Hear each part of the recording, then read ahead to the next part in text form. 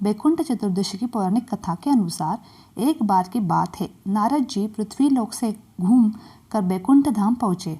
भगवान विष्णु ने उन्हें आदरपूर्वक बिठाते हैं और प्रसन्न होकर उनके आने का कारण पूछते हैं। नारद जी कहते हैं, हे प्रभु, आपने अपना नाम कृपा निधान रखा है, इससे आपके जो प्रिय भक्त हैं वही तर पाते हैं, जो सामान्य नर नारी हैं वह वंचित रह जाते हैं। इसलिए आप मुझे कोई ऐसा सरल मार्ग बताएं जिससे सामान्य भक्त भी आपकी कृपा भक्ति पर मुक्ति पा सके।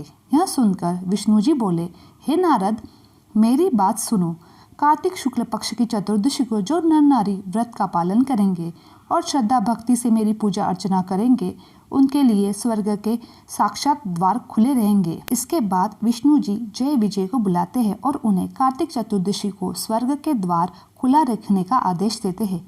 भगवान विष्णु कहते हैं कि इस दिन जो भक्त मेरा थोड़ा सा भक्ति का नाम लेकर पूजन करेगा वह बैकुंठ धाम को प्राप्त होगा।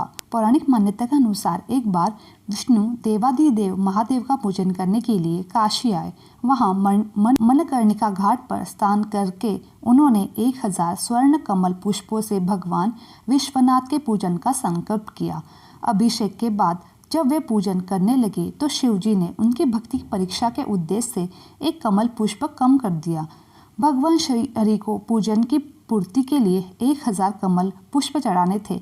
एक पुष्प की कमी देखकर उन्होंने सोचा, मेरी आंखों में भी तो कमल के समान है, मुझे कमल नयन और पुंडरीकाक्ष कहाँ जाता है। यह विचार कर भगवान विष्णु अपनी कमल समान आंख चढ़ाने को प्रस्तुत हुए। विष्णु जी की इस अगाध भक्ति से प्रसन्न होकर देवादिदेव महादेव प्रकट होकर बोले, हे विष्णु, तुम्हारे समान संसार में दूसरा कोई मेरा भक्त नहीं है।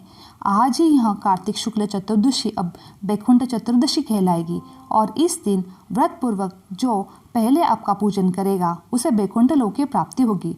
भगवान शिव ने इसी बैकुंठ चतुर्दशी को करोड़ों सूर्यों की कांति के समान वाले सुदर्शन चक्र विष्णु जी को प्रदान किया।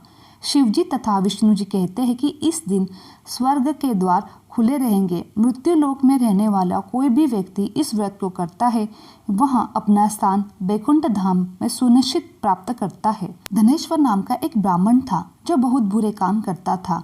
उसके ऊपर कई पाप थे। एक दिन वो गोदावरी नदी में स्नान करने के लिए गया। उस दिन बैकुंठ चतुर्दशी थी। कई भक्तजन उस दिन पूजा अर्चना कर गोदावरी घाट पर आए थे।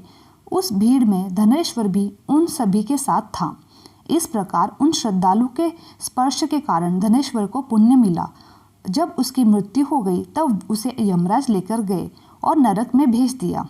तब भगवान विष्णु ने कहा, यह बहुत पापी है, पर इसने बैकुंठ चतुर्दशी के दिन गोदावरी स्नान किया और श्रद्धालु के पुण्य के कारण इससे के सभी पाप नष्ट हो गए, इसलिए इसे बैकुंठ धाम मिलेगा। अंत धनेश्वर को बैकुंठ धाम की प्राप्ति हुई।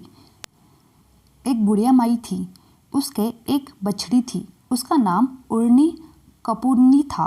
कार्तिक के महीने में बुढ़िया पुष्कर नहाने निकली तो पड़ोसन से कहा, मेरी उर्नी कपूरनी को चारा डालना और पानी का कूड़ा भरकर उसके पास रख देना। पड़ोसन रोज चारा डालती, पानी का कूड़ा भरकर रख देती।